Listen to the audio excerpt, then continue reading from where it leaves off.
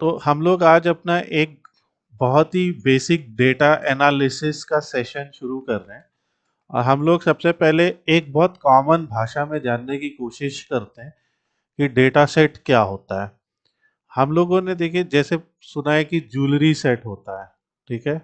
Jewellery set जो होता है उसमें हमें पता है कि ज्वेलरी का सेट यानी कि कलेक्शन ऑफ ज्वेलरी, है ना। उसमें रिंग, इयररिंग, नोज रिंग, इस तरह से डिफरेंट डिफरेंट ज्वेलरी आइटम्स होते हैं। तो उसी तरह से अगर हम डेटा एनालिसिस करना चाहते हैं तो डेटा एनालिसिस करने के लिए हमें जिस चीज़ पे डेटा एनालिसिस करनी है वो है डेटा, राइट। हमें डेटा की ही एनालिसिस करनी है। अब ये एक टर्म बहुत कॉमन है, डेटा सेट, कि ये डेटा सेट क्या होता है। तो जिस तरह ज्वेलरी सेट में डिफरेंट टाइप की ज्वेलरी होती है, एक डेटा सेट में डिफरेंट टाइप का डेटा होता है, ठीक है। जैसे वो डेटा नंबर हो सकता है, अल्फ़ाबेट हो सकता है, अल्फ़ा न्यूमेरिक हो सकता है, ठीक है। और क्या हो सकता है, डेट हो सकता है, ठीक है, टाइम हो सकता है, राइट। या डेट टाइम भी हो सकता है। मतलब कोई डेटा सिर्फ डेट को रिप्रेजेंट करे, जैसे डेट ऑफ बर्थ। मान लीजिए इसी डेटा में, अब जैसे हमारे पास एक डेटा है, इसमें पेशेंट की आईडी दी गई है, पेशेंट किस डिपार्टमेंट में भर्ती था वो दिया गया है, किस प्रकार का ट्रीटमेंट हुआ उसका, मतलब उसको सर्जरी हुई, उसकी पूरी थेरेपी हुई, या केवल ऑब्जर्वेशन में रखा गया, या उसकी केवल दवाइयाँ चली, ठीक है। किस डॉक्टर ने उसे देखा, एल खान ने देखा, आर सिंह ने देखा, ए शर्मा ने देखा, किन्होंने देखा, जेंडर उसका क्या था, एज उसकी क्या थी, ट्रीटमेंट कॉस्ट कितनी लगी उसको, हॉस्पिटल वो कितने दिन रहा, और रिकवरी स्कोर उसका क्या था। रिकवरी स्कोर ये दिखाता है कि मान लीजिए पेशेंट जब भर्ती हुआ तो ऑब्वियसली बीमार था, तो कितना परसेंट रिकवरी हुई उसकी, है ना। आखिरी में डॉक्टर पेशेंट सबसे कंबाइंड तौर पे पूछा गया, जैसे कोई पेशेंट 100% रिकवर हो गया, कोई पेशेंट जो है केवल 41% रिकवर हो पाया, ठीक है। तो इस टाइप से ये है। तो इसमें भी आप देखेंगे हमारे पास अलग अलग टाइप का डेटा है। हमारे पास ये, यहाँ पे देखिए पेशेंट आईडी जो है ये उस डेटा का नाम है या उस फील्ड का नाम है, ओके। डिपार्टमेंट उस डेटा या उस फील्ड का नाम है, ट्रीटमेंट टाइप उस डेटा का नाम है। और ये सारे जो डेटा हैं, ये सारे डेटा हैं। इन सारे डेटा को जब हम एक मिला दें आपस में, नहीं, हम एक कंबाइंड तौर से देखें, तो मेरे लिए ये क्या है, एक डेटा सेट है, ठीक है। जिसमें अल्फ़ाबेट भी है, जैसे डिपार्टमेंट में सारी वैल्यूज़ अल्फ़ाबेट्स हैं, वर्ड्स हैं, राइट। यहाँ पे कहीं आपको नंबर नहीं दिख रहा है, पर पेशेंट आईडी में नंबर और अल्फ़ाबेट का कॉम्बिनेशन है, ठीक है। Alpha numerical, right. एज में सिर्फ नंबर है, आपको कहीं पे भी नंबर के अलावा अल्फ़ाबेट नहीं दिख रहा है। ट्रीटमेंट कॉस्ट भी एक नंबर है, हॉस्पिटल कितने दिन रुका ये भी एक नंबर है, रिकवरी स्कोर भी एक नंबर है। तो जब हमें एक डेटा सेट मिलता है और हमें कहा जाता है इसकी एनालिसिस कीजिए, तो उस डेटा सेट में इस टाइप के डेटा टाइप्स हो सकते हैं। क्या हो सकते हैं, डेटा टाइप। तो बेसिकली जैसे कोई पूछे डेटा क्या है, इसमें डेटा क्या है, इसमें पेशेंट आईडी एक डेटा है जिसके अंदर टोटल 200 से ज़्यादा वैल्यूज़ हैं, 200 वैल्यूज़ हैं, ठीक है। डिपार्टमेंट एक डेटा है जिसमें आपकी 200 वैल्यूज़ हैं, पर 200 वैल्यूज़ हैं, मगर 3 और 3 6,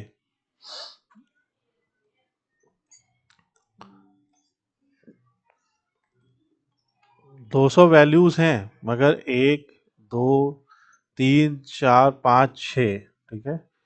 1 2 3 4 5 6 7 है, राइट। तो 7 तरह की, ये तो नहीं है, चलो सेलेक्ट ऑल, तो 6 जो है यहाँ पे वैल्यूज हैं टोटल। कार्डियोलॉजी, गैस्ट्रोलॉजी ये क्या है, इसकी यूनिक वैल्यूज हैं। क्या है यूनिक? मतलब क्या होता है यूनिक? मतलब होता है कि जो रिपीटेड नहीं हो, ठीक है यस सर। है ना? कहते नहीं है कि यूनिकनेस, यूनिक है बिल्कुल। टोटल चाहिए मिला है। के टोटल मिला के 200 पेशेंट की 200 डिपार्टमेंट है, पर जी अगर आप डिपार्टमेंट में यूनिक देखें तो केवल पेशेंट आएंगे। 6 डिपार्टमेंट है। नहीं, डिपार्टमेंट में यूनिक केवल 6 डिपार्टमेंट है, यूनिक वैल्यूज, ठीक है। अच्छा, पेशेंट आईडी कितनी है यूनिक? सर 200। 200, राइट। तो पेशेंट जी आईडी 200 पेशेंट की 200 है, यानी कि ये यूनिक नहीं है। ये यूनिक है, इसमें यूनिक 200 वैल्यूज हैं। Yes department sir. में यूनिक जो है 6 वैल्यूज हैं। अब ट्रीटमेंट टाइप में कितनी वैल्यूज हैं यूनिक?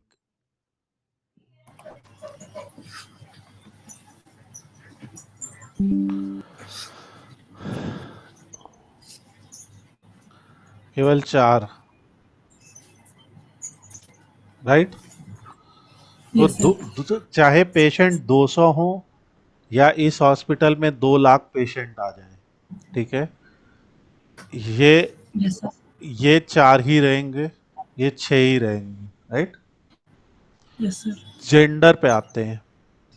जेंडर यहाँ पे 3 दिए हैं, राइट। Mail, female, other. तो जी सर।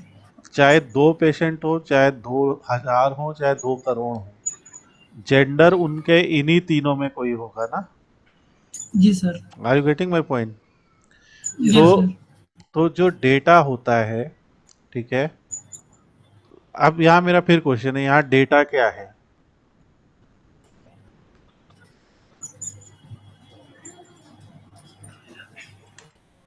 तुम लोग को क्या लगता सर है? जो हम्म, यहाँ डेटा क्या है? और कोई कंफ्यूज होने की जरूरत नहीं, जो समझ में आता हो बताओ।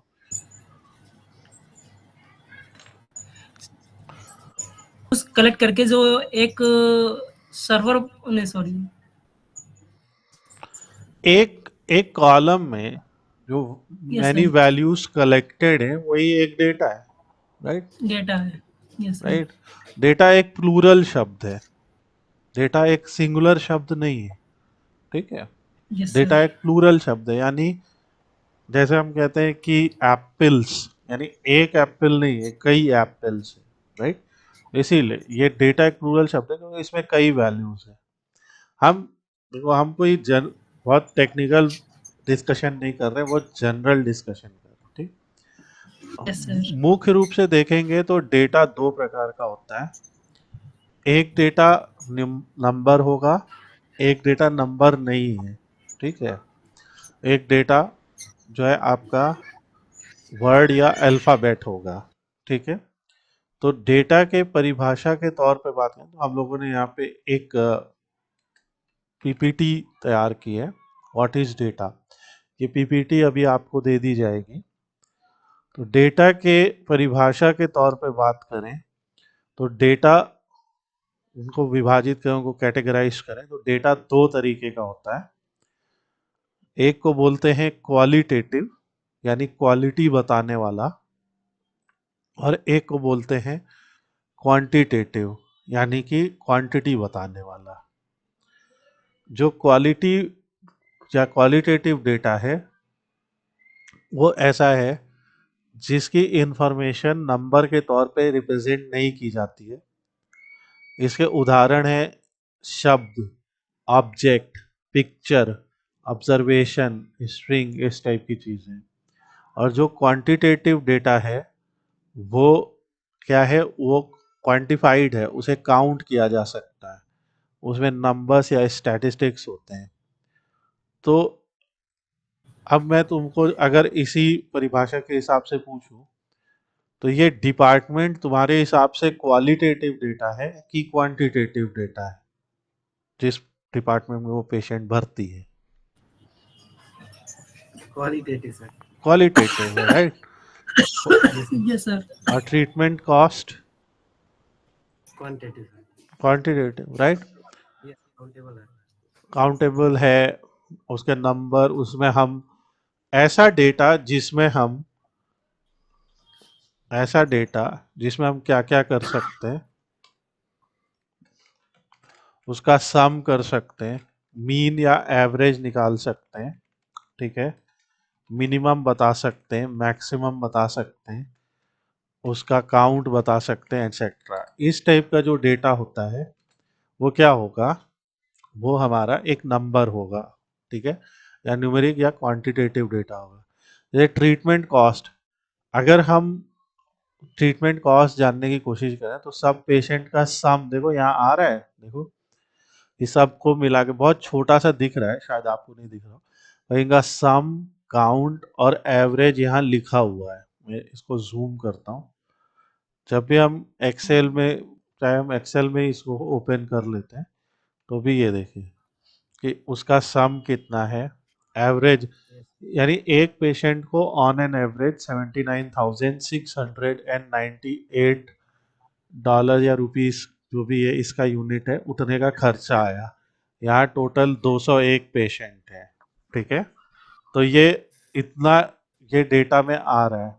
पर अगर मैं डिपार्टमेंट पे रखूंगा तो सिर्फ काउंट आ रहा है, मतलब वो सिर्फ number of non distinct values को काउंट कर रहा है, ठीक है, तो इस तरीके से आता है। तो इसके उदाहरण भी यहाँ दिए हैं, जैसे किसी का नाम, कई बार एक ऑब्जेक्ट को डिफाइन करने के लिए, जैसे पूछा जाए कि इसकी स्मेल कैसी है, तो हम लोग क्या स्मेल को कोई नंबर से बताते हैं क्या? नो हम सर। हम स्मेल को शब्दों से ही बताते हैं ना, बटरी है, फ्रूटी है, स्वीट स्मेल है, या ऐसा कुछ बोलते हैं, ठीक है।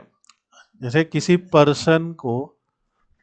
पर्सन को हमें डिफाइन करना हो, जैसे तो हम लोग कई बार नंबर से नहीं, उसको बोलते हैं अरे वो बहुत टॉल है, वो बहुत हैंडसम है, ठीक है, या ऐसा कुछ बोलते हैं। पर किसी पर्सन की सैलरी या उसके मार्क्स या किसी ऑब्जेक्ट का मास बताना हो, तो वो हम लोग नंबर से ही बताते हैं ना, यस ठीक सर। है। अब जैसे सैलरी या मास को बताने का एक तरीका ये भी है, अरे उसकी सैलरी बहुत ज़्यादा है, ठीक है, ये भी है तरीका ना कि वेरी, ये कह सकते हैं कि हाई सैलरी या मीडियम सैलरी या लो सैलरी, राइट? तो जैसे अपने यहाँ पे होते हैं ना MIG मकान, LIG मकान, HIG मकान, उनका मतलब क्या होता है, higher income group, lower income group या मीडियम इनकम ग्रुप, राइट? तो वहाँ पे क्या करते, उस केस में वही सैलरी को एज अ अल्फ़ाबेट बताया जा रहा है, ठीक है, ये मतलब और क्वांटिटी में। वो तब बन जाएगा क्वालिटेटिव, ठीक है। Okay sir. जैसे इसी इसी को ही, ट्रीटमेंट कॉस्ट को ही हम एक फार्मूला लगा दें कि जिसकी ट्रीटमेंट कॉस्ट 50,000 से ज़्यादा लगी है, ठीक है, जी। वो हाई है, और जिसकी 50,000 से कम लगी है वो लो है। तो हम पहले पहले में यहाँ पे क्या लिखोगे, क्योंकि ये 50,000 से ज़्यादा है, हाई लिख दोगे, ठीक है, यस सर। ये 50,000 से कम है, लो लिख दोगे, ऐसे। ये भी तो सही। तो ये बनता है एक कैलकुलेटेड कॉलम, ठीक है, जो डेटा सेट में तो नहीं दिया था, पर हमने अपनी आवश्यकता के अनुसार इसको बना लिया, ठीक है। ये भी हम बनाना सीखेंगे, इसके लिए फॉर्मूला होता है। जैसे फॉर्मूला ऐसे लिखते हैं ना, इफ, अब इफ में बताया जाता है कि लॉजिकल टेस्ट, यानी if G2 is greater than 50,000, ठीक है, तो लिख दो हाई, ऐसे लिख दिया कि, तो लिख दिया हाई, वरना लिख दिया लो, ऐसा कुछ फॉर्मूला बना के एंटर करते हैं, और अपने आप लॉजिक लग गया, देखो, ठीक है। तो ये यस जो है, सर। ऐसा लॉजिक लगाना भी सिखाएंगे, ठीक है। तो कई बार उसी कॉलम को ऐसे भी दिया जा सकता है, कई बार उसी सेम चीज को एज अ नंबर दिया जाता है। तो जब ये नंबर दिया जाता है, इसे हम कहते हैं क्वांटिटेटिव डेटा, ठीक है, और जब एज अ शब्द दिया जाता है, जैसे ये, तो उसे हम जी। कहते हैं क्वालिटेटिव। तो आज के तुम्हारे लेसन का पहला पार्ट ये है कि तुम लोग को ये याद रखना है, ठीक है, कि जब हमें डेटा दिया जाएगा, कोई डेटा सेट दिया जाएगा, कोई डेटा टेबल, इसे हम डेटा टेबल भी बोल सकते हैं ना, डेटा की एक टेबल है, उसमें कॉलम है, कॉलम है उनके नाम, डेटा के नाम है बेसिकली, और Yes, sir. जो रो है, एक एक रो रिप्रेजेंट कर रही है एक एक वैल्यू, राइट, ऐसा। तो ये है, और जब हम कई सारे डेटा टेबल्स को कंबाइन कर देते हैं, कई सारे, तो उसको हम कई बार डेटा बेस भी बोल देते हैं, राइट, कि जैसे एक स्कूल का डेटाबेस होता है, स्कूल के डेटाबेस में क्या होगा, टीचर, एक स्कूल का डेटाबेस अगर बनाते हैं तो एक टीचर्स टेबल होगा, राइट, जिसमें सभी टीचर की जानकारी होगी, एक स्टूडेंट्स टेबल होगा, राइट, जिसमें सभी स्टूडेंट्स की जानकारी होगी, एक टेबल होगा क्लास का, जिसमें सभी क्लास लिखे होंगे, एक टेबल होगा सब्जेक्ट्स का, जिसमें सभी सब्जेक्ट्स लिखे होंगे, ऐसे करके होते हैं। तो वो भी हम लोग अपने इस सेशन में सीखेंगे कि एक स्कूल डेटाबेस कैसे बनाना है, ठीक है, और जो डेटाबेस हम लोग बनाते हैं ज़्यादातर वो एसक्यूएल लैंग्वेज से बनाते हैं, ठीक। तो अभी मैंने आप लोगों को एक हिंट दिया कि ये डेटाबेस क्या है, ठीक है। अब हम लोगों ने क्या किया कि इसी डेटाबेस के ऊपर कुछ एक्सप्लोर किया, ठीक है, यानी इसको थोड़ा एनालाइज करने की कोशिश की। तो जब कभी हम लोग एनालाइज करने की कोशिश करते हैं तो हम ज़्यादातर क्या करते हैं कि एक डेटा का दूसरे डेटा के ऊपर क्या असर होगा, ओके, वो जानने की कोशिश करते हैं। Are you getting my point? कि जैसे मान लीजिए मैंने यहाँ पे एक एमएस पेंट बना लिया, हमेशा देखो, मैं फिर कह रहा हूं कि ये कोई लिखित भाषा में नहीं है, कोई ऐसी परिभाषाएं जो मैं बोल रहा हूं, पर एज अ बिगिनर तुम लोगों को मेरी बातें लॉजिकल लग रही होंगी ना, कि हाँ Yes, sir. इस तरह। तो अभी वैसे समझिए, तो जैसे एक तरफ सारे नंबर लिख लो, ठीक है, ऐसे एक तरफ सारे नंबर्स लिख लो और एक तरफ लिख लो सारे कैटेगोरिकल डेटा। तो मैंने एक बात नहीं बोली, ये जो हमारा क्वालिटेटिव डेटा होता है ना, ठीक है, Yes, sir. उसको हम कैटेगोरिकल डेटा भी बोलते हैं, ठीक है। कैटेगरी, कैटेगोरिकल शब्द आ रहा है कैटेगरी से, जैसे ऑल्दो कहीं कहीं इसको एज अ नेगेटिव भी ले लेते हैं, लेकिन हम पॉजिटिव टर्म में बात करते हैं। जैसे मान लीजिए आप किसी मकान में रहते हैं, ठीक है, अगर आपके मकान का एरिया लगभग बा- जैसे आवास विकास के जो मकान हैं लखनऊ के अंदर, ठीक है, तो उसमें अक्सर क्या है कि जो 1200 स्क्वायर फीट का मकान होता है ना, 1200 स्क्वायर फीट का, उसको लगभग लगभग कैटेगरी, मतलब 1200 के आसपास जो होता है उसे एमआईजी कैटेगरी में रख देते हैं, राइट। जो 500 स्क्वायर फीट का होता है उसे एलआईजी कैटेगरी में लिख देते हैं, यानी ओ सॉरी ईडब्ल्यूएस कैटेगरी में लिख देते हैं, ठीक है। जो 660 स्क्वायर फीट का होता है उसे कह देते हैं एलआईजी मकान, और जो इन इनसे बड़ा होता है ना, जैसे 1800 स्क्वायर फीट एंड ऑन, उसे एचआईजी बोल देते हैं, हायर इनकम ग्रुप। तो यहाँ पे क्या हुआ, मकान अगर एक ऑब्जेक्ट है तो उसको हमने कैटेगराइज कर दिया ना, है। अब हम Yes, sir. 1 लाख लोगों से पूछें कि आपके मकान का एरिया कितना है, तो उनके मकान का एरिया इसमें से जिसके भी नजदीक आएगा हम उनके मकान को वो कैटेगरी दे सकते हैं ना, Yes, राइट। sir. Sure. ये Yes, है। sir. इसी प्रकार से व्यक्तियों जो ह्यूमंस हैं, ह्यूमन के फिजिकल अपीयरेंस और उनके बायोलॉजिकल प्रॉपर्टीज के अनुसार उनको जेंडर उनको दिए गए हैं, मेल, फीमेल या अदर, राइट? तो ये भी एक तरीके का कैटेगराइजेशन है ना। हम ह्यूमंस जो है, अगर कोई पूछेगा कि आप दोनों क्या हो, तो आप कहोगे भाई मेल है, ठीक है।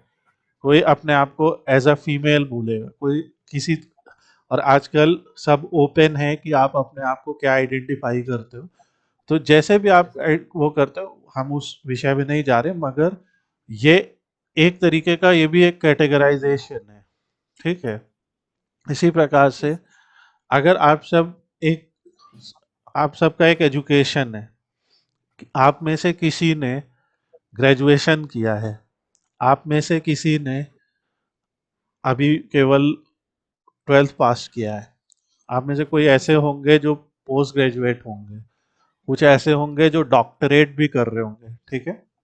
तो ये भी तो एक तरीके का कैटेगराइजेशन है कि नहीं, कि आप चाहो तो कई बार किसी व्यक्ति के या किसी ऑब्जेक्ट के या किसी डेटा के बारे में हम एज अ नंबर नहीं बता पाते हैं, तो हम लोग उन्हें शाब्दिक तौर पे कैटेगराइज कर देते हैं, राइट?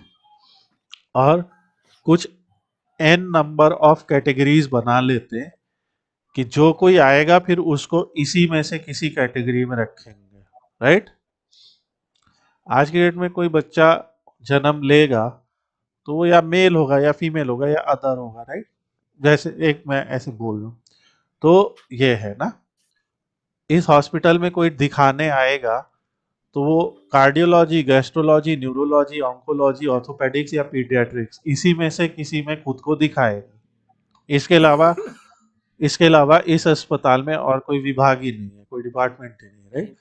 तो वो उसकी भर्ती नहीं करेगा भाई, अगर आप जैसे कि इसके अलावा आपका कोई और विभाग है। सो एक जेनेरिक तौर पे यही कैटेगरी, राइट? तो आप हमेशा नंबर्स को एक साइड लिख लीजिए, जैसे हमने लिख लिया एज, ट्रीटमेंट कॉस्ट, ठीक है। और हमने क्या लिख लिया, हमने यहाँ पे लिख लिया रिकवरी स्कोर, और एक और कोई है यहाँ पे, हॉस्पिटल स्टेज, राइट? ये हमारे क्या हो गए, ये हमने एक जगह लिख लिए सारे नंबर्स, और हमें पता है कि हर पेशेंट का ये डेटा मेरे पास है। और कैटेगोरिकल हमने लिख लिया, कैटेगोरिकल में उनका क्या है, जेंडर है, ठीक है, उनका डिपार्टमेंट है,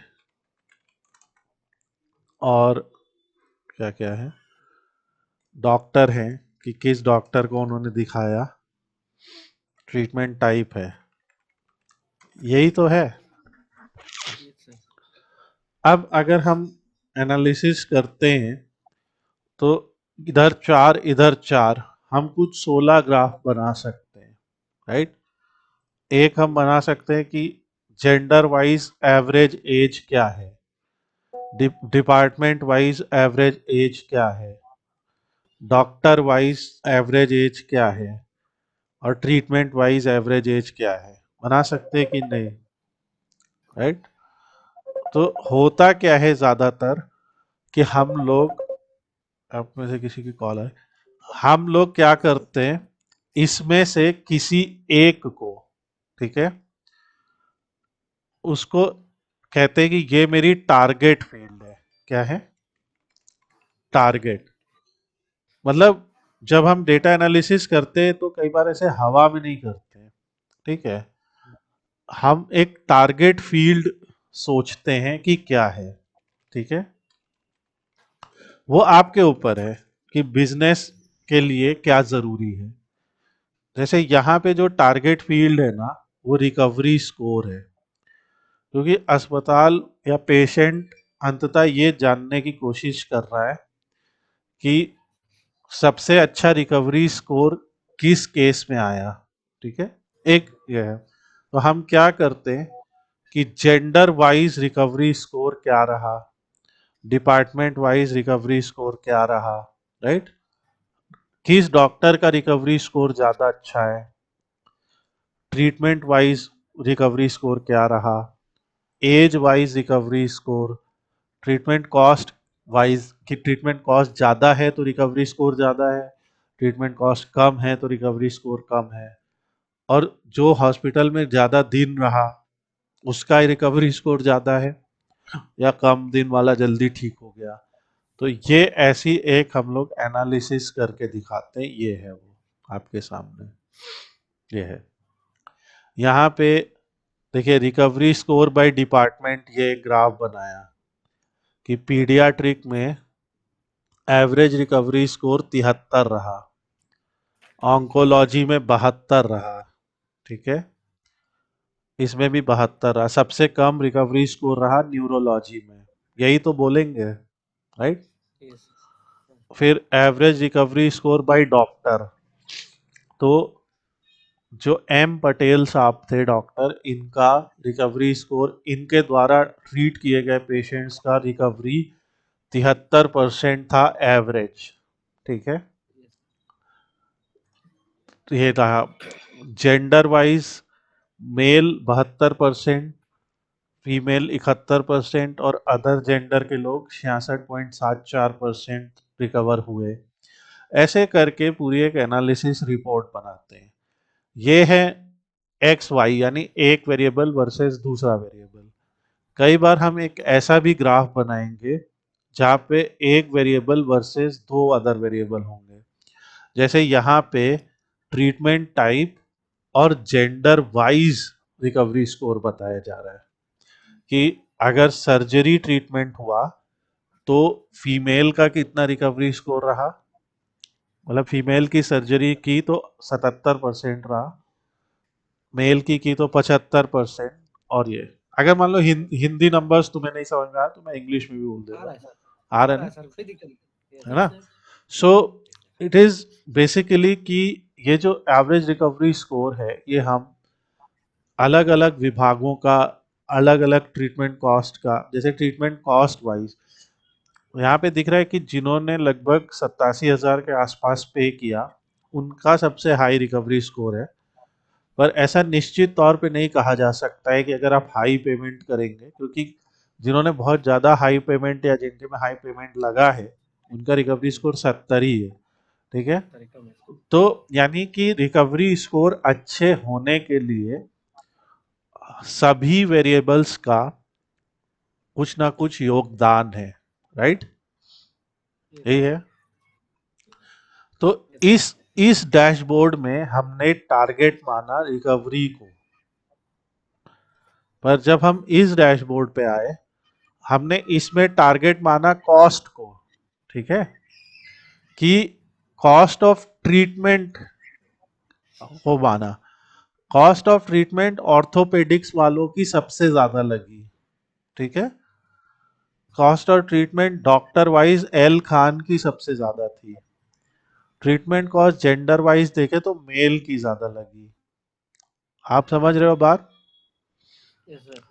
तो अगर मान लो मैंने रिकवरी स्कोर को टारगेट माना तो मैं इसका असर देखूंगा कि अलग अलग वेरिएबल्स का इसके ऊपर क्या असर है ना। तो जी, सर। अगर वो नंबर होगा, ठीक है, अगर वो नंबर होगा तो नंबर का असर नंबर के ऊपर दूसरी तरीके से देखा जाएगा। अगर वो कैटेगरी होगी, कैटेगोरिकल डेटा होगा, तो वो दूसरी तरीके से आएगा। वही हम सीखेंगे, ठीक है। आपने एक और चीज नोटिस की कि यहाँ पे अलग अलग रिपोर्ट्स में हम लोगों ने अलग अलग टाइप के विजुअल्स का प्रयोग किया है, ठीक है। ग्राफ अलग अलग। कई कई केस में बार चार्ट है, कहीं हॉरिजॉन्टल बार हैं, कहीं पे हिस्टोग्राम है, कहीं पे पाई चार्ट या डोनट चार्ट है, कहीं टेबल से भी दर्शाया। जैसे मुझे अभी देखना है तो मैं क्या करूंगा, यहाँ से विजुअलाइजेशन पे जाके एक स्कैटर प्लॉट लूंगा, ठीक है। ये मत सोचना कि मैं कुछ सिखा रहा हूँ, ये सब सीखेंगे। हमने देखा कि हमें भाई रिकवरी स्कोर जानना है और हमने देखा कि ट्रीटमेंट कॉस्ट, तो हमने इन दोनों को, एक को एक्स एक्सिस पे रख दिया, एक को वाई एक्सिस पे रख दिया, और ऐसे जानने की कोशिश की। तो ये कुछ ऐसा चार्ट आया, ठीक है, जिसे कुछ समझ में नहीं आ रहा है कि ट्रीटमेंट कॉस्ट ज़्यादा लग रही है तो रिकवरी स्कोर ज़्यादा है, ट्रीटमेंट कॉस्ट कम लग रही है तो रिकवरी स्कोर ज़्यादा है, ठीक है, ऐसा कुछ एविडेंट नहीं हो रहा। तो इसीलिए हम लोगों ने ट्रीटमेंट कॉस्ट को भी ऐसे ग्रुप कर लिया, ठीक है, और ग्रुप वाइज किया, तब हमें समझ में आया कि हाँ, जो 80,000 की रेंज है ना, हमने जैसे 0,000 से लेके 1.5 लाख रुपए तक लगे थे, ठीक है, मान लो इसको रुपए मान लेते हैं। तो हमने उसको क्या किया, उसको 7 पार्ट में तोड़ लिया, ठीक है, लगभग लगभग 20-20 हजार के एक बिन बना लिया, राइट। तो ओके। 20,000, 40,000, 60,000, 60, ये अप टू 60, ये 80 वाला हो गया, ये है ना। तो ये कुछ 80 से 100 वाला बिन है, मान लो 80 से 100 वाले बिन में हमने देखा रिकवरी स्कोर सबसे ज्यादा आ रहा है। तो ये भी सीखेंगे कि अगर हमारा ग्राफ ऐसा एविडेंट नहीं आ रहा है, हमें पता नहीं चल रहा है, तो हमें क्या करना है, कैसे करना है। यहाँ आप देख रहे होगे कि बहुत सारे फॉर्मूले दिखेंगे, एवरेज, ठीक है, कैलकुलेट फंक्शन, यहाँ पे कैलकुलेट, फिर काउंट रोज, फिर एवरेज, इससे कुछ घबराना नहीं है। ये पावर बीआई है बाय द वे, ठीक है, पावर बीआई टूल है ये। तो हम लोग पावर बीआई के माध्यम से, ठीक है, एसक्यूएल के माध्यम से, और तो हम लोग जो टूल सीखने वाले हैं वो पावर बीआई है, पाइथन है, ठीक है। अब पाइथन में भी, पाइथन खुद में ऐसे डेटा एनालिसिस नहीं कर सकता, तो पाइथन के बहुत सारे मॉड्यूल हैं, जैसे पांडास मॉड्यूल है, मैटप्लॉटलिब मॉड्यूल है, प्लॉटली मॉड्यूल है, ठीक है। तो इन सब और सीबॉन मॉड्यूल है, इन सब मॉड्यूल के माध्यम से हम बनाएंगे। नमपाई है, इसी तरीके से एसक्यूएल है, एसक्यूएल में हम सीखेंगे माई एसक्यूएल, और फिर हमारा जो आएगा जैसे एक्सेल, ठीक है, ये। अब जैसे इसी तरीके का एक और छोटा सा उदाहरण लेते हैं और काम करते हैं। जैसे यहाँ पे ये है, हमारे पास एक डेटा है, एक और डेटा आ जाता है, ये यहाँ पे देखिए क्या है, यहाँ पे भी कुछ वैसा ही तो डेटा है।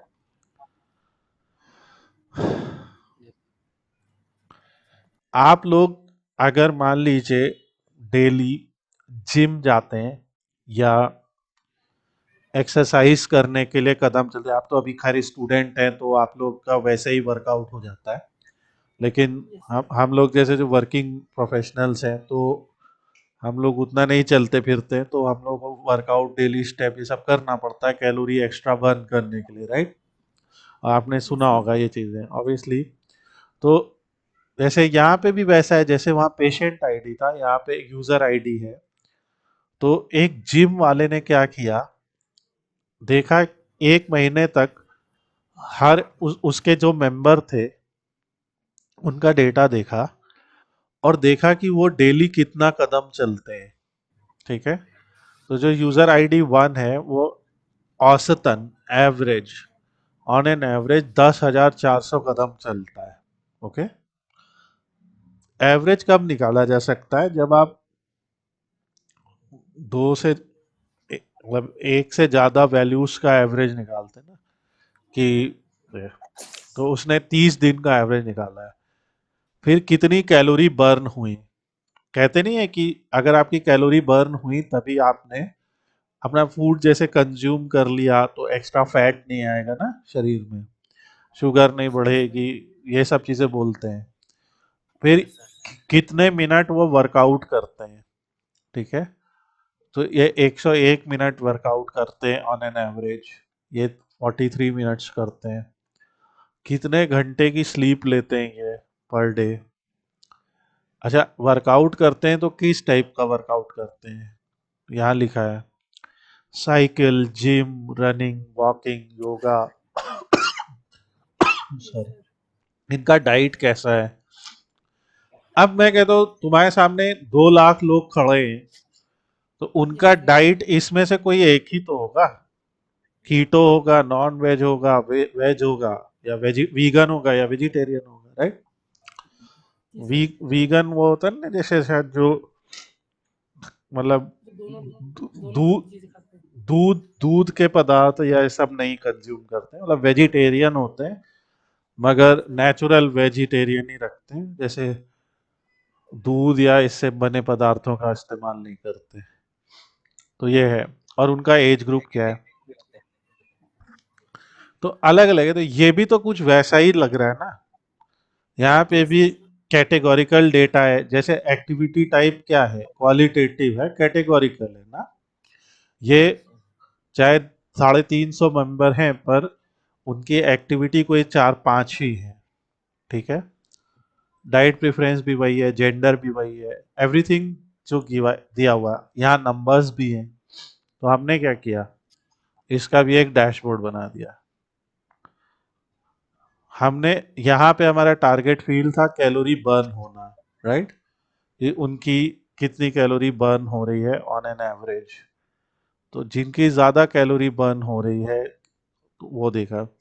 यहाँ पे आप देख रहे हो कि जो कैटेगोरिकल वर्सेस न्यूमेरिकल बन रहा है वो ज्यादातर बार चार्ट या पाई चार्ट है, ठीक है।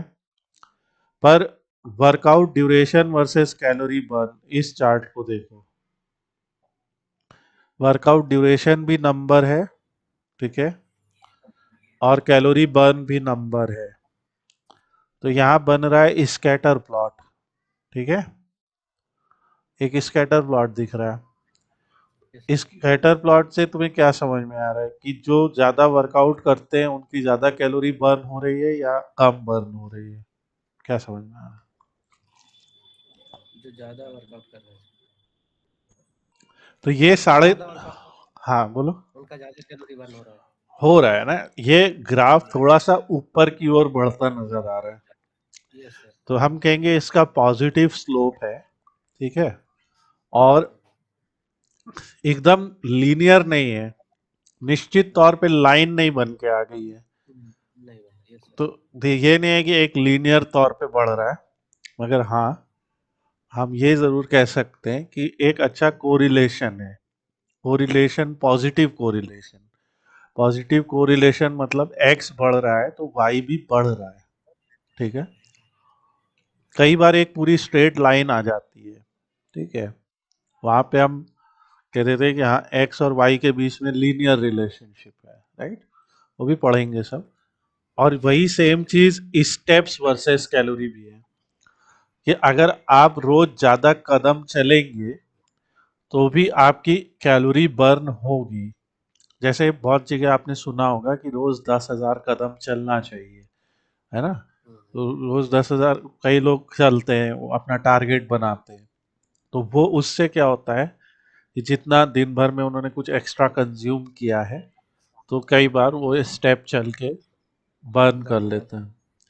तो तुम देख रहे हो कि जो फिजिकल वर्ल्ड में, और यहाँ फिल्टर लगा देते हैं, जैसे हमें देखना है कि 26 से 35 वाले क्या कर रहे हैं, राइट? हमें देखना है वीगन लोग का क्या होता है, तो उनका ऐसा डेटा है। हमें देखना है कि मेल का कैसा डेटा है, ऐसा है, राइट? तो फिर आता है इस्तेमाल इन कैटेगरीज का फिल्टरेशन या फिल्टर करने के लिए। जैसे हम देख रहे हैं साइकिल में क्या होता है, तो साइकिल में यहाँ पे तो बड़ा फ्लैट नजर आ रहा है, ठीक है, क्योंकि जो साइकिलिंग कर रहा है इसका मतलब वो स्टेप नहीं चल रहा है ज्यादा, that we can say. Walking वालों का वैसा ही है, ठीक है। कोई एक ऐसा पर्सन है जिसका बिल्कुल जीरो है ना। अब ये क्यों है वो पता लगाओ, ये कौन है। सो फिर आते हैं डेटा में। डेटा एनालिसिस, मैंने आपको 2 एग्जाम्पल लिए। हम लोग ऐसे ही, ठीक है, कम से कम 50 प्रोजेक्ट्स पे काम करेंगे, ठीक है। ये है कुछ प्रोजेक्ट के स्क्रीनशॉट्स जो हम लोगों ने रिसेंटली पब्लिश किए। ये बाइक डिमांड है, स्टूडेंट परफॉर्मेंस रिकॉर्ड है, वेबसाइट पे आने वाले विजिटर्स का डेटा है। यूएसए में एक कार की कंपनी है, वो कार की सेल करती है। अलग अलग यूएसए के लोकेशंस पे उसके शोरूम्स है, वहाँ पे कितनी कितनी कार बिकी उसका डेटा है। लोगों ने सिटी के ट्रैफिक का वायलेशन किया, उससे शहर के अथॉरिटी को फाइन्स कलेक्शन हुआ, कितना हुआ उसका डेटा है। एम्प्लॉय डेटा एनालिसिस है एम्प्लॉय के ऊपर, ये भी उसी का पार्ट है। ये वही सर ये हॉस्पिटल सब वाला। डाटा है, हाँ रियल डाटा है सर ये सब। हाँ, ये कुछ रियल, कुछ सेमी रियल, कुछ सिमुलेटेड, बट रियलिस्टिक है, ये जरूर बोलेंगे। मतलब ये ओके ये यूएसए के पिज्जा ऑर्डर का रियल डेटा है। ये एक कंपनी की ई कॉमर्स कंपनी है, उसकी सेल्स हो रही है अभी। जैसे आपने कुछ शोज देखे होंगे शार्क टैंक टाइप के, यस जिसमें जब कोई अपनी पिच करने जाता है तो वहां पे जो पिच कर रहा व्यक्ति है उससे शार्क्स कई सवाल करते हैं, ठीक है। तो उन सवालों के जवाब वो किस आधार पे देता है, उसने भी ऐसी कोई डेटा एनालिसिस करके रखी होती है ना। यस जैसे सर पूछते नहीं है कि आपका आपका जो है, जैसे वेब एनालिटिक्स में एक सवाल अनुपम ने पूछा था कि आपका डाउ क्या है, यानी डेली एवरेज यूजर्स क्या है, ठीक है। आपका माउ क्या है, यानी मंथली एवरेज यूजर क्या है, ठीक है। ऐसे सवाल वो यस सर पूछते हैं अक्सर। तो वो सब सवाल आप ऐसे तो जवाब नहीं दे पाओगे हवा में, आपको एनालाइज करना पड़ेगा। उसके लिए अब यस एनालिसिस करने का प्रोसेस क्या होगा, थोड़ा सा प्रोसेस समझते हैं। देखिए, वर्ल्ड है, वर्ल्ड में हमारे पास डेटा ही डेटा है, ठीक है। मतलब वर्ल्ड में हो रहे इवेंट्स, ठीक है। आज इंडिया वर्सेस वेस्ट इंडीज का टेस्ट मैच हो रहा है, आज उसका डे 4 है, इवेंट है। यस उसका बहुत सारा डेटा है ना, कितना डेटा है उसमें, किसने कितने रन बताए, कितने बॉल पे बनाए, राइट, किसने यस कितने विकेट लिए, स्ट्राइक रेट क्या है, एवरेज क्या है, रिक्वायर्ड रन रेट क्या है, फॉलो ऑन मिला, ये हुआ वो हुआ। मतलब तुम क्रिकेट के संदर्भ से समझ सकते हो कितना डेटा है। वैसे ही कहीं पे अभी इलेक्शन होने वाला है, बिहार में होने वाला है, हर पार्टी अपने अपने कैंडिडेट्स को नॉमिनेट कर रही है, उसका एक डेटा है कि किस पार्टी को कितनी सीट्स अलोकेट हुई हैं, कैसा क्या है, राइट। उसी तरीके से अभी कहीं पे वॉर छिड़ गई है, कितने सैनिक शहीद हो गए, क्या हुआ। मतलब हर चीज में तुम देखोगे कैटेगोरिकल और न्यूमेरिकल डेटा मिलेगा तुम्हें, राइट। जैसे क्रिकेट में प्लेयर का नाम एक कैटेगोरिकल डेटा है, ठीक है। वो किस टीम के लिए खेल रहा है, कैटेगोरिकल डेटा है। पर उसने कितने रन बनाए, ये एक नंबर है, राइट। उसका स्ट्राइक रेट क्या रहा, ये एक नंबर है। उसने कितनी बॉल्स खेली, ये एक नंबर है, राइट। यस आजकल इवन आपने बॉल फेंकी, आपकी फास्टेस्ट बॉल आपकी यस फास्टेस्ट बॉल कितने किलोमीटर प्रति घंटा की थी, आपकी स्लोएस्ट बॉल कितने किलोमीटर प्रति घंटा की थी, ये भी तो एक नंबर है, राइट। यस तो ये सारा कुछ है, उससे मिल के आता है रॉ डेटा, जिसकी हम करते हैं डेटा प्रोसेसिंग। मतलब जो रॉ डेटा होता है ना, वो कोई स्ट्रक्चर में नहीं होता है, वो ऐसा नहीं होता है जैसा हमने अभी देखा, ठीक है। वो तो खाली ऐसे ब्रह्मांड में कहीं वो डेटा घूम रहा है, राइट। पर यस उसको उसको एनालिसिस के लिए एक उसको एनालिसिस के काबिल बनाने के लिए हम क्या करते हैं, हम कुछ टेक्नोलॉजीज का इस्तेमाल करते हैं। वो टेक्नोलॉजीज जो हम अभी कॉमनली यूज कर रहे हैं वो है एसक्यूएल, ठीक है। या एक्सेल फाइल बना देते हैं, सीएसवी फाइल बना देते हैं, जेसन फाइल बना देते हैं, एक्सएमएल फाइल बना देते हैं, या ऐसे हजारों और तरीके हो सकते हैं। हम लोग कुछ सबसे कॉमन यूज तरीकों पे बात करेंगे, ठीक है। तो ये है, तो उसकी डेटा प्रोसेसिंग कर वर के हम बना लेते हैं एक छोटा सा डेटा सेट, ठीक है। वो मैंने आपको दिखाया डेटा सेट, और ऐसे मैं आपको कम से कम 50 डेटा सेट्स पे काम कराऊंगा। इन डेटा सेट्स की स्टैटिस्टिकल मॉडल्स बनाए जाते हैं, एनालिसिस की जाती है, जिसकी कुछ रिपोर्ट्स आप यहाँ पे देख रहे हैं, ठीक है। इसमें आप देखते जाएंगे, इतने रिपोर्ट्स हैं कि आपको मतलब काफ़ी नॉलेज मिलेगी इससे। इसमें देखिए, जैसे ये हेल्थ केयर का डेटा है, ठीक है, ये ई कॉमर्स का डेटा है, ये ग्लोबल एयर पोल्यूशन का डेटा है, फाइनेंशियल एक्सपेंसेस का डेटा है, रिटेल सेल्स का डेटा है, बाइक राइड रिक्वेस्ट का डेटा है, कार सेल्स का डेटा है। लाइक वो कुछ भी हो सकता है। ये एंड मतलब बच्चे मोबाइल फोन देख रहे हैं, उसका उनके ऊपर क्या असर पड़ रहा है, उसका डेटा है, या उस तरह का कुछ डेटा है, ऐसी चीजें हैं, ठीक है। लीवर फंक्शन टेस्ट, तो हम लोग इसमें बहुत सारे सेक्टर्स कवर करेंगे। स्टैटिस्टिकल मॉडल बनाते हैं, उसकी विजुअलाइजेशन रिपोर्ट बनाते हैं, और डेटा ड्रिवन प्रोडक्ट्स आ जाते हैं मार्केट में। डेटा ड्रिवन प्रोडक्ट्स वो प्रोजेक्ट्स होते हैं, जैसे हमने कई देखे होंगे, कई एप्स हैं जो आपको सजेस्ट करती हैं कि कौन सा स्टॉक खरीदो, कौन सा स्टॉक ना खरीदो, राइट। कई ऐप्स होते हैं जो आपको हेल्प करते हैं आपके एग्जाम के प्रिपरेशन में, कि कौन सा सवाल आ सकता है इस बार एग्जाम में, वो भी एक डेटा ड्रिवन ले रहा है ना। बहुत सारी ऐप, जैसे Google map is a best data driven app, right. वो आपको बताती है कि आपको पॉइंट ए से पॉइंट बी जाना है, तो वो जो पाथ दिखाती है वो डेटा ही तो है एक। कैसे है वो मैं समझाऊंगा है। या आप नेटफ्लिक्स या अमेजोन पे शो देखते हो, या यूट्यूब पे कोई वीडियो देखते हो, नेक्स्ट वीडियो जो आता है आपके सामने, वो आपके वॉच प्रेफरेंस के आधार पे आता है। आप आपको दिखता है कि जो आपको पसंद है वही सजेस्ट कर रहा है वो, है ना। Yes, sir. Yes, sir. उसने देखा कि आपने मूवी ए देखी, मूवी बी देखी, किसी ने कोई फ्रेंड्स सिटकॉम देखा, उसने मॉडर्न फैमिली सिटकॉम भी देखा, तो वो उसे सजेस्ट कर देगा कि आप how I met your mother sitcom भी देखिए, क्योंकि बाकी लाखों लोगों ने जिन्होंने ये दो देखे, उन्होंने भी ये तीसरा देखा और उन्हें पसंद आया, ठीक है। मैं सब समझाऊंगा क्या है कैसे। तो हर जगह तुम देखो डेटा ड्रिवन प्रोडक्ट्स आ चुके हैं ऑलरेडी मार्केट में, ठीक है। हम उन्हें काफ़ी टाइम से इस्तेमाल कर रहे हैं। उन सब के पीछे डेटा एनालिसिस है, और डेटा एनालिसिस के बाद मशीन लर्निंग अप्लाई की गई है, ठीक है। तो आज आपको सिर्फ जो छोटी सी चीज़ याद रखनी है वो ये है, डेटा दो प्रकार का है। कल हम लोग इस पे भी बात करेंगे कि ये जो दो प्रकार का डेटा है, इसके भी फर्दर क्लासिफिकेशंस हैं, डिस्क्रीट और कंटिन्यूअस, और नॉमिनल और ऑर्डिनल, ठीक है।